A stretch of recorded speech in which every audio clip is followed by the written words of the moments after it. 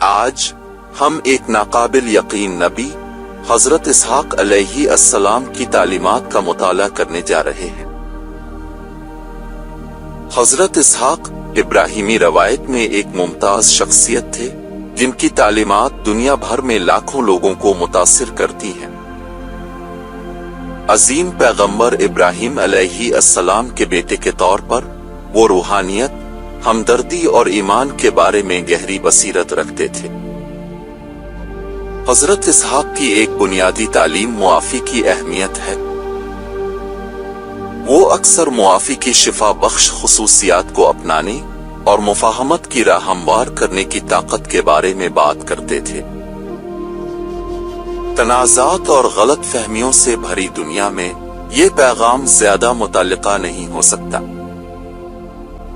حضرت اسحاق نے صدقہ اور سخاوت کی قدر پر زور دیا۔ وہ بدلے میں کسی چیز کی توقع کیے بغیر بے لوث دینے پر یقین رکھتے تھے۔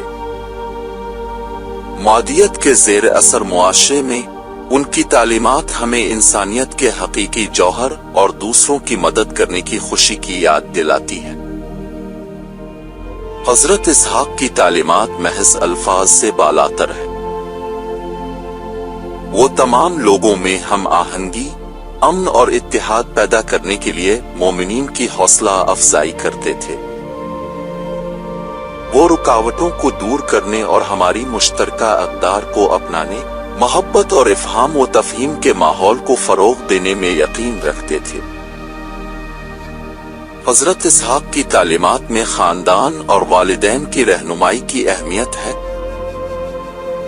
انہوں نے ہمارے خاندانی رشتوں کا احترام کرنے اور ان کی قدر کرنے کی اہمیت پر زور دیا۔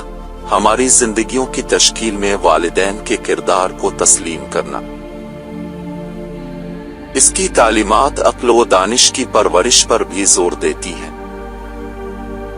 حضرت اسحاق نے لوگوں کو شوق سے علم حاصل کرنے، سوال کرنے اور زندگی کے اسرار کو دریافت کرنے کی ترغیب دی۔ اپنی عقل کو پروان چڑھانے سے ہم اپنے آپ اور اپنے ارد گرد کی دنیا کے بارے میں گہری سمجھ حاصل کرتے ہیں۔ تو حضرت اسحاق علیہ السلام کی تعلیمات سے ہم کیا سیکھ سکتے ہیں؟ ہم معافی کے لیے کوشش کر سکتے ہیں، ہم آہنگی اور مفاہمت کو فروغ دے سکتے ہیں، ہم دوسروں کی زندگیوں میں روشنی لاتے ہوئے خیرات اور سخاوت کو اپنا سکتے ہیں، ہم رکاوٹوں کو دور کر کے اتحاد کو فروغ دے سکتے ہیں،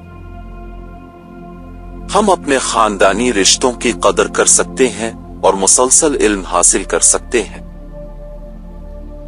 حضرت اسحاق کی تعلیمات صرف ماضی کے الفاظ نہیں بلکہ لازوال اسباق ہیں جو آج بھی انسانیت کے لیے گونجتے ہیں۔